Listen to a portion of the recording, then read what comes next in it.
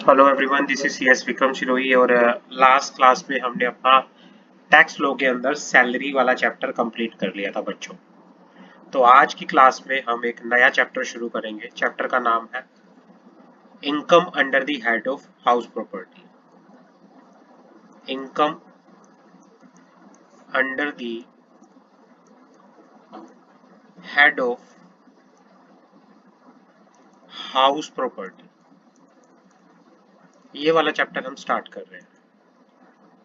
इसके अंदर मान लो आपके पास मिस्टर एक्स, उसके पास हाउस प्रॉपर्टी है, उसके पास घर है ABC। एक घर उसका रेजिडेंट पे है, खुद रहता है। दो घर उसने लेट आउट कर रखे हैं। लेट आउट मतलब रेंट पे दे रखे हैं। तो इन दो घरों से जो इनकम आएगी इसको कहते हैं रेंटल इनकम। इनकम टैक्स के अंदर इस पे टैक्स कैसे लगेगा?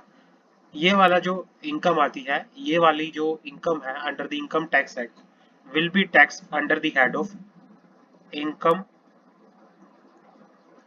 Under the head of house property. House property. तो इस चैप्टर में हम पूरा इसके टैक्सेशन के बारे में पढ़ेंगे। हाउस प्रॉपर्टी होता क्या है, कैसे निकाली जाती है इनकम, कैलकुलेट कैसे की जाती है हाउस प्रॉपर्टी की इनकम पे, किस किस तरह से प्रोविजंस होते हैं। We will discuss everything in this chapter. तो सबसे पहले हम स्टार्ट करने जा रहे हैं सबसे इंपॉर्टेंट जो चैप्टर में जो सेक्शन है, जो सेक्शन हाउस प्रॉपर्टी के अंदर है, वो हम बात कर लेते हैं। जो सबसे इंपॉर्टेंट चैप्टर है, income under the head of house property. Income under the head of house property, इसमें जो सबसे इंपॉर्टेंट चैप्टर है, सेक्शन है, वो है section 22। Section 22 charging section. Charging section. Charging section जो बताता है किस तरह से income under the head of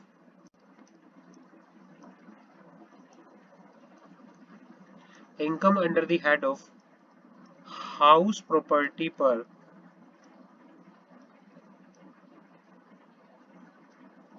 tax लगेगा। किस तरह से income under the head of house property पर टैक्स लगेगा, ये सेक्शन बात करता है 22। तो सेक्शन 22 है चार्जिंग सेक्शन, जो मोस्ट इंपॉर्टेंट है। तो सबसे पहले हम चार्जिंग सेक्शन की ही बात करते हैं। इस वाले चैप्टर में सबसे पहला हमारा जो सेक्शन आता है, section 22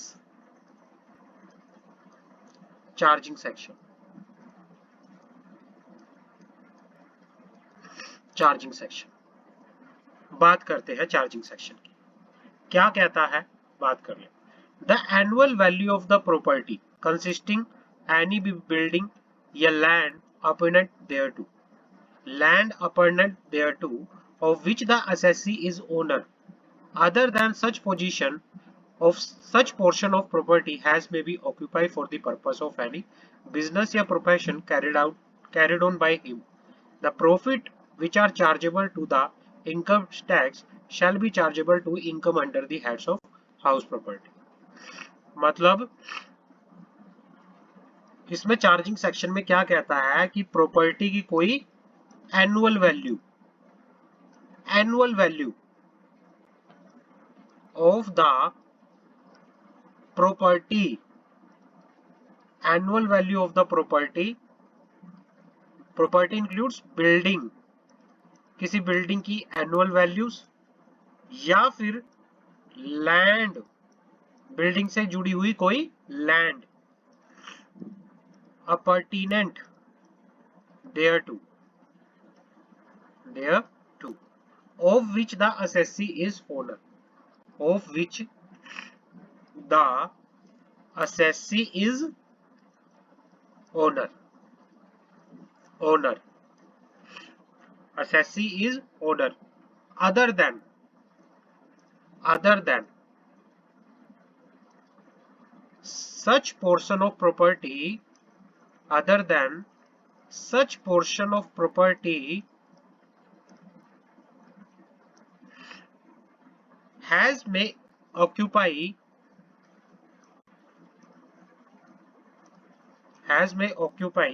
for the purpose of any business। इसमें कौन सी इनकम नहीं आएगी? प्रॉपर्टी का वो पोर्शन नहीं आएगा जिसको आप किसी बिजनेस के लिए या प्रोफेशन के लिए यूज कर रहे हो, वो इसमें नहीं आएगा। वो कहां टैक्सेबल होगा? वो income under the head of PGBP, profit and gain from business और प्रोफेशन में, वो वहां टैक्सेबल होगा। अगर आपके पास दो सिचुएशन की बात कर लेता हूं मैं। कोई आपके पास बिल्डिंग है, पहला केस नंबर 1, आपने बिल्डिंग को लेट आउट कर रखा है, रेंट पे दे रखा है। और दूसरा केस, आप उस बिल्डिंग में कोई बिजनेस कर रहे हो या फिर कोई प्रोफेशन कैरी आउट कर रहे हो। अब ये बताओ, इसमें जो इनकम है, इसकी इनकम कहां टैक्सेबल होगी और इसकी इनकम कहां टैक्सेबल होगी? जो लेट आउट पोर्शन का रखा है उसकी इनकम टैक्सेबल होगी income under the head of house property, income under the head of house property. और दूसरा, ये वाली इनकम जो टैक्सेबल होगी, income under the head of PGBP, ये पीजीबीपी में टैक्सेबल होगी।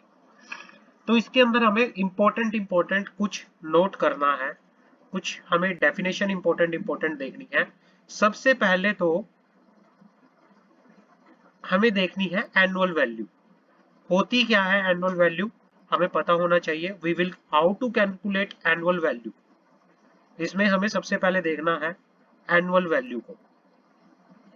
तो जब हम, क्योंकि चार्जिंग सेक्शन बहुत इंपॉर्टेंट होता है, चार्जिंग सेक्शन के अंदर ही पूरा चैप्टर कवर होता है और चार्जिंग सेक्शन के ऊपर ही सारा कंडीशन बेस्ड होती है। तो चार्जिंग सेक्शन को अंडरस्टैंड करना बहुत इंपॉर्टेंट है। तो हमें इसमें क्या देखना है? सबसे पहले देखना है एनुअल वैल्यू। एनुअल वैल्यू क्या होती है वो हमें पता होना चाहिए। ये हमें एनुअल वैल्यू देखनी है। बिल्डिंग क्या होती है? बिल्डिंग और लैंड अपार्टमेंट देयर टू, ये क्या होता है? ओनर की डेफिनेशन क्या होती है? ओनर,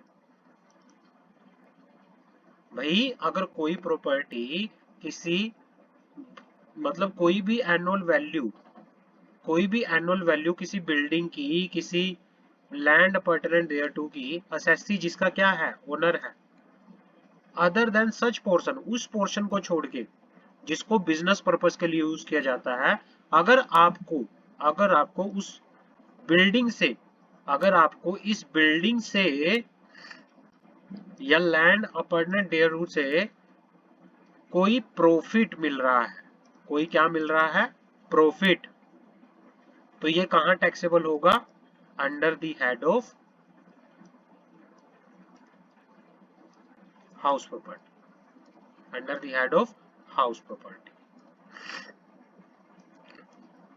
तो अब सबसे पहली डेफिनेशन आती है हमारे पास, बिल्डिंग क्या होता है? व्हाट इज बिल्डिंग और लैंड अपार्टमेंट। बिल्डिंग क्या होता है और लैंड अपार्टमेंट क्या होता है, पहले वो बात कर लेते हैं। बिल्डिंग क्या होता है? What is the meaning of building? Building, building के अंदर क्या क्या आता है वो बात कर लेते हैं। बिल्डिंग के अंदर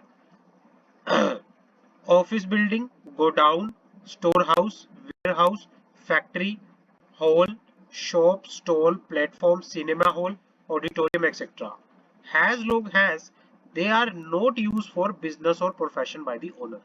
मान लो आपके पास कोई ऑफिस का स्पेस आपने बना रखा है, कोई आपका गोडाउन है, कोई आपका गोडाउन है, कोई स्टोर हाउस है,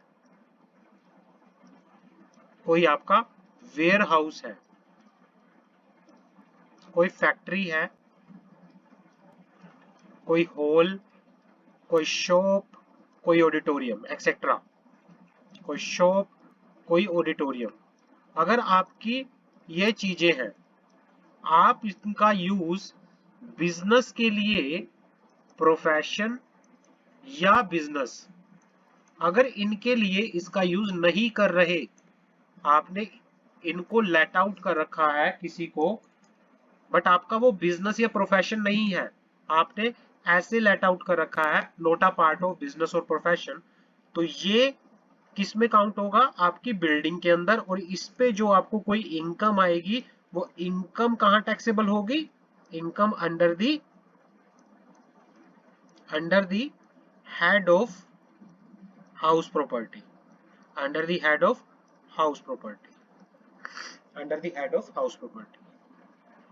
ये तो थी डेफिनेशन हमारे पास बिल्डिंग की। बिल्डिंग होता क्या है, आगे बात कर लेते हैं। आगे बात कर लेते हैं लैंड अपॉर्टिनेंट। लैंड अपॉर्टिनेंट क्या होता है? What is the definition of land अपॉर्टिनेंट?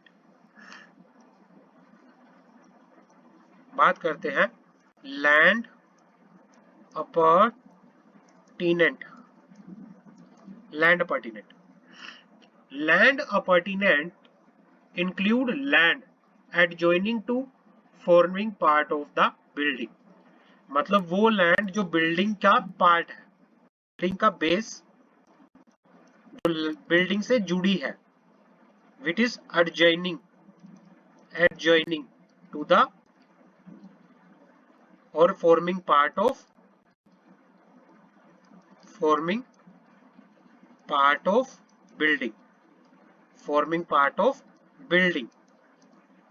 मतलब लैंड अपॉर्टिनेंट क्या होता है? It include the land which is adjoining to or forming part of building, which it would depend upon the nature of land, whether it is appertinent to residential building, factory, hotel building, club, house, theatre, etc., and will include courtyard, compound, garage, car parking space, cattle shed, stable, drying grounds, playgrounds, gym खाना। मतलब मान लो आपका कोई घर है, घर के आगे आपका आंगन है, उस आंगन को क्या बोलेंगे? Land appurtenant there to.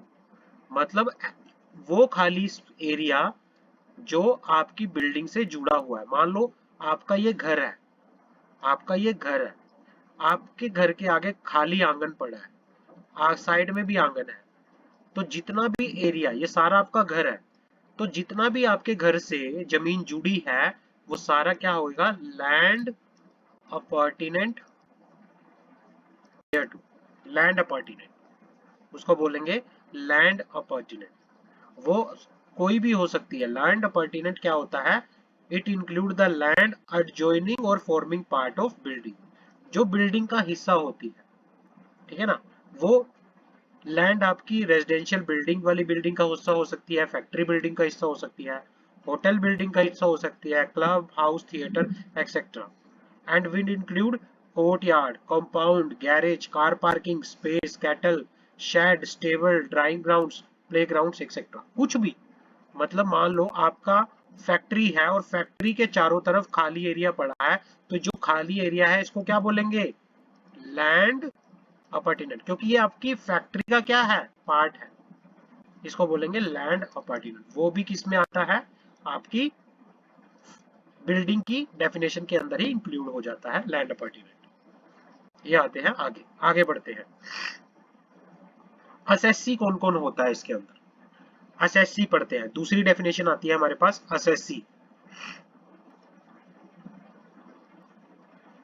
Assessee, assessee should be owner of property. Assessee यहां पर income the head, income under the head house property में एसएससी किसको बोलेंगे? एसएससी किसको बोलेंगे? जो भी बिल्डिंग का या लैंड अपार्टमेंट का ओनर होगा, जो भी बिल्डिंग का या लैंड अपार्टमेंट का ओनर होगा, उसको क्या कहेंगे? एसएससी बोलेंगे। उसको क्या बोलेंगे? एसएससी बोलेंगे। SSC must be the owner of the house property during the previous year.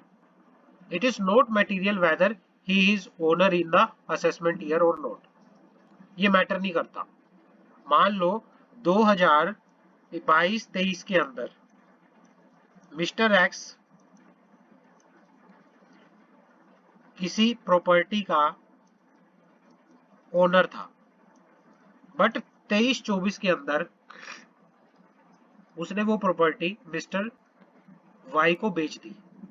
अगर हम 2022-23 प्रीवियस ईयर की इनकम पर टैक्स लगाए, अगर कैलकुलेट करें तो यहाँ पर एसएससी कौन होगा? Under the head of house property. तो यहाँ पर मिस्टर एक्स को असेसमेंट ईयर के अंदर मिस्टर एक्स को क्या बोलेंगे? एसएससी बोलेंगे। एसएससी बोलेंगे।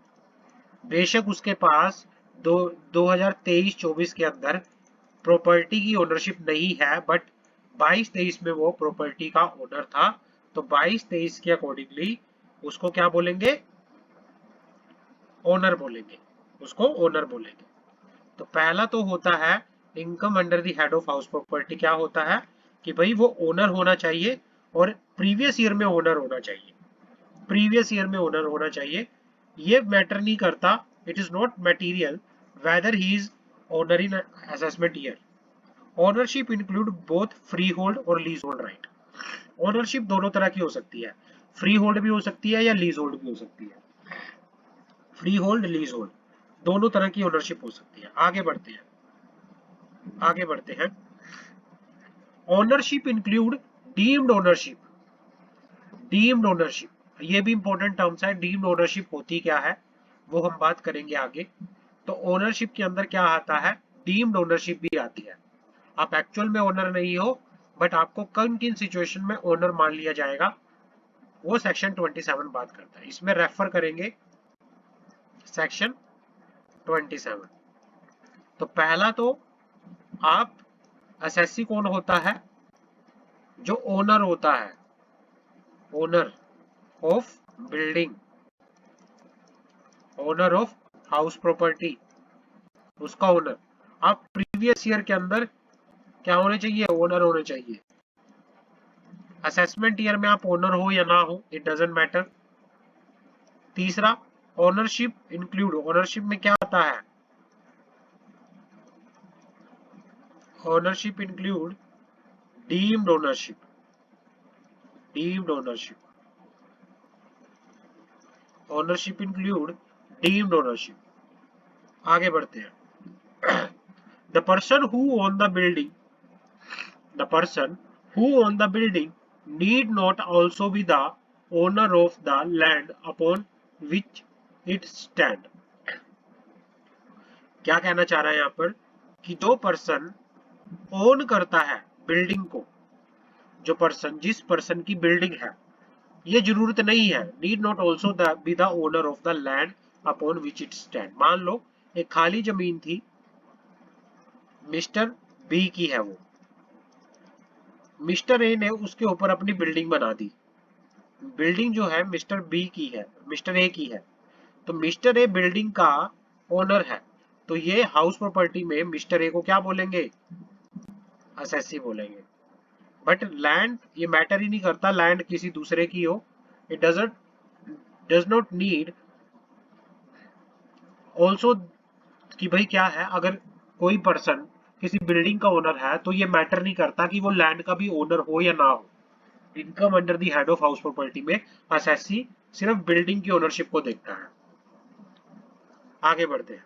If the title of ownership of property is under dispute in court of law, कि भाई मान लो कि भाई कोई प्रॉपर्टी थी, कोई बिल्डिंग थी, दो लोगों का उस पर डिस्प्यूट चल रहा है, कोर्ट के अंदर केस चल रहा है, पता ही नहीं है कि भाई कौन इसका ओनर है कौन नहीं है, तो इस केस में क्या होगा, the decision has to who will be the owner chargeable under section 22 will be that of income tax department till the court give its decision on matter।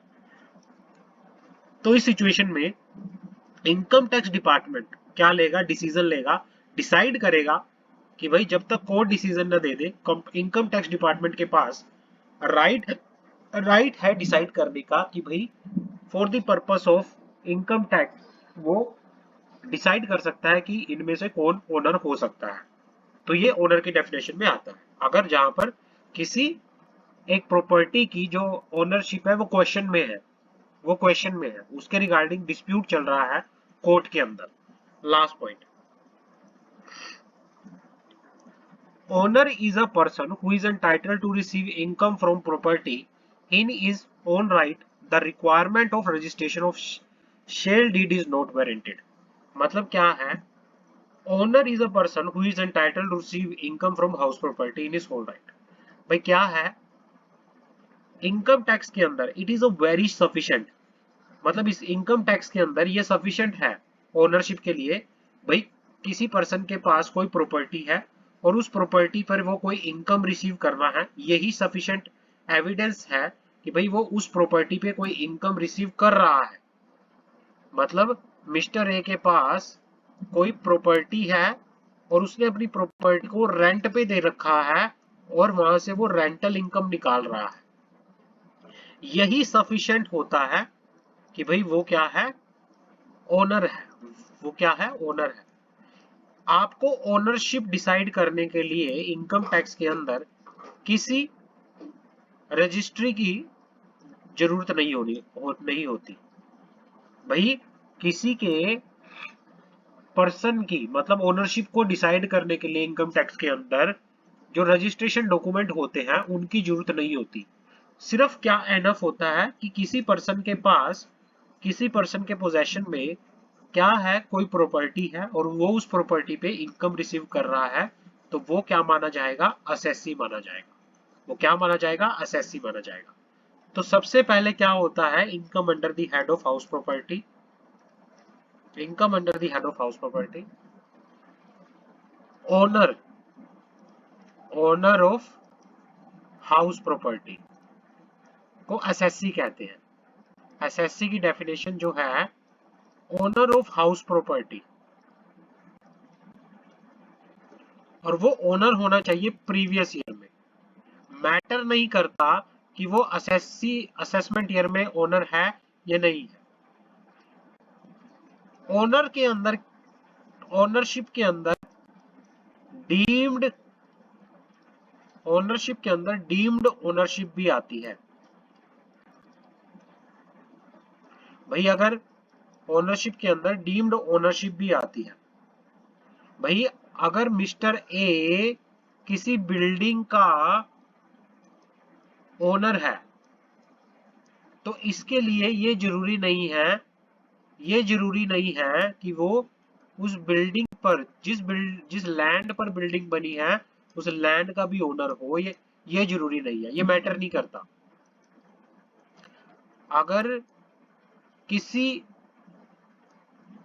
Building की, किसी हाउस प्रॉपर्टी की ownership के regarding question है, किसी house property की ownership के regarding question है, question mark है, और केस जो है कोर्ट के अंदर चल रहा है, कोर्ट के अंदर, तो उस सिचुएशन में क्या होगा, जब तक केस चल रहा है इनकम टैक्स डिपार्टमेंट के पास राइट है, वो डिसाइड कर सकती है अपनी मर्जी से ओनर को, अपनी मर्जी से ओनर को वो क्या कर सकती है, डिसाइड कर सकती है। और लास्ट पॉइंट क्या है, अगर आपके पास कोई प्रॉपर्टी है और उस प्रॉपर्टी पर आप इनकम टैक्स, उस प्रॉपर्टी पर आप कोई इनकम रिसीव कर रहे हो, this is the sufficient evidence कि भाई आप असेसी हो under the income tax act. आपको किसी तरह से सेल डीड या रजिस्ट्रेशन डीड शो करने की जरूरत नहीं है। क्लियर है, आगे बढ़ते हैं।